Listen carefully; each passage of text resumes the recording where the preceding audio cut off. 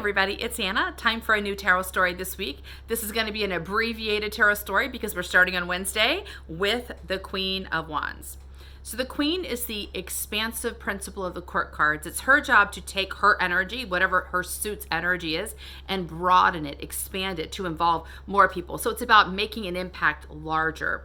Wands are connected to the element of fire. They're about feeling energized, passionate, vital, inspired, confident, really strong, high momentum energy.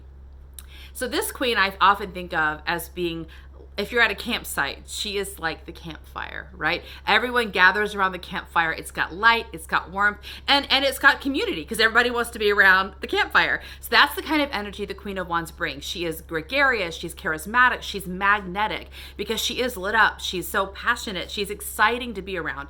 And as we draw near to her as well, she as we draw into her warmth, we also begin to be able to access our own warmth. We begin to find our own place of passion and vitality by being in her presence. There's also this little kitty here, which is a black cat, which represents her witchy nature. There is something about the Queen of Wands that easily evokes magic. So not only is she really fun and light and passion, there's also the other side of her, which is a little secretive, a little mysterious. So we've got this combination of a witch and a campfire. All right, good combination, right?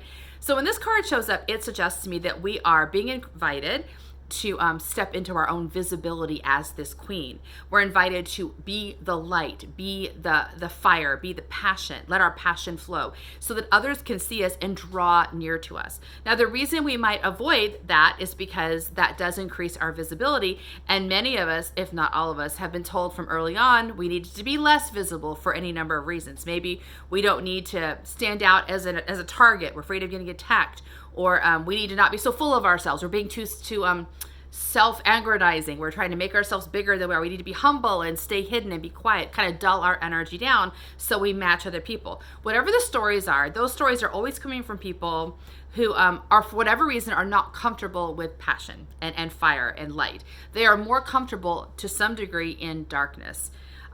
So that is okay. Everybody has to pick their own path, but recognize the people who are not comfortable with light don't have to be at the campfire. They can wander off into the woods somewhere and be in the darkness if they would prefer.